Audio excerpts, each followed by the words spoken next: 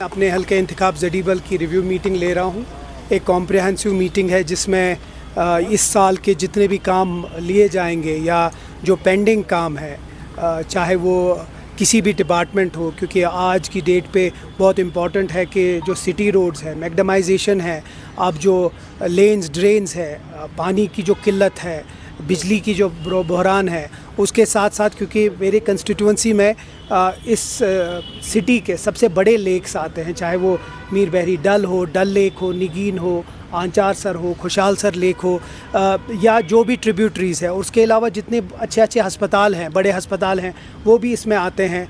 उसके अलावा जितने बड़े श्राइन्स हैं, चाहे वो हज़रत बल हो, मखदूम साहब हो, या बाकी हो, इमाम बारा हो, गुरुद्वारा हो, मंदिर हो, ये सब मेरी कंस्टिट्यूंसी में आते हैं। तो मैं चाहता हूँ एक कॉम्प्रिहेंसिव इस पे रिव्यू लेके देख लूँ कि इस साल में हम क्या क्या काम कर सकते हैं और इस साल में क्या क्या हमने इस वक्त काम लिए हैं। इसी के लिए मीटिंग है। उम्मीद करते हैं कि जल्द से जल्द इनका कैपेक्स का जो फंड्स है वो रिलीज़ हो, उसके बाद हम आइडेंटिफाई करें। मुझे लगता है बहुत जल्दी उसके ऊपर शुरुआत होगी।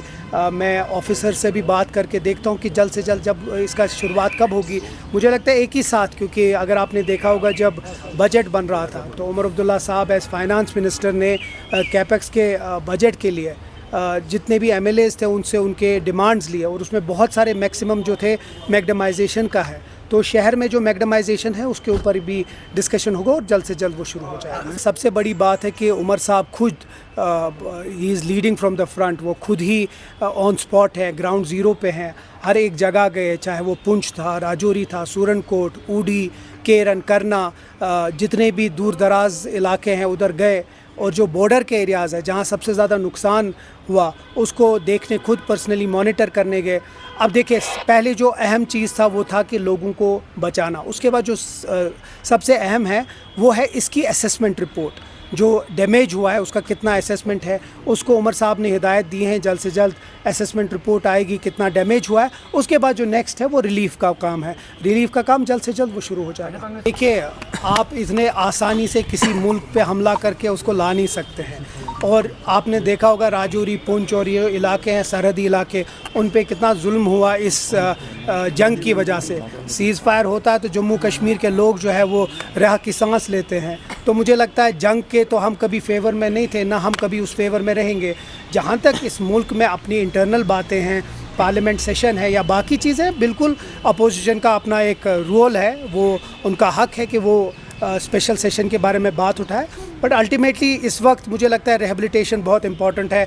हम उम्मीद करते हैं कि अगर ज़रूरत पड़े जो हुकूमत हिंद है वो इस हुकूमत को, यहाँ की हुकूमत को हेल्प करके रिहेबिलिटेशन में भी मदद करे। कि ये चीज़ हमें माननी पड़ेगी कि फौरी तौर पे सब कुछ ठीक होने वाला नहीं है, और ना फौरी तौर पे टूरिस्ट वापस आने वाले हैं, क्योंकि जो हाउस बोट और डल का इलाका है वो भी सारा मेरे इलाका, और मैं खुद हम पिछले दिनों सदर साहब के साथ गए थे, फारूक अब्दुल्ला साहब के साथ, और वहाँ टूरिज्म जो हाउस बोट एसोसिएशन के प्रेसिडेंट हैं उनसे भी मिले, उनके भी बहुत खदशात हैं। लेकिन बहुत बड़ी बात जो इसमें हम खो रही है वो कि जब ये पहलगाम का इंसिडेंट हुआ, एक भी हाउस बोट या एक भी स्टेक होल्डर ने अपने नुकसान की बात नहीं की। उस वक्त सिर्फ बात की कि जो जुल्म हुआ, उस जुल्म को जो पहलगाम के हमारे बेगुनाह लोगों पे हमला हुआ, उसके जो लोग हैं जो उसके ज़िम्मेवार हैं उनको पकड़ा जाए। लेकिन अब हमारी ज़िम्मेदारी है, जो ये हाउस बोट ओनर्स है, टूरिज़म के साथ है, टैक्सी के साथ, बहुत लोगों ने टैक्सियाँ ली थी लोन पे, आज वो पे नहीं कर सकते हैं उनको उनके इंस्टॉलमेंट। तो बहुत चीज़ें उमर साहब ने भी इसके ऊपर बात की है कि अब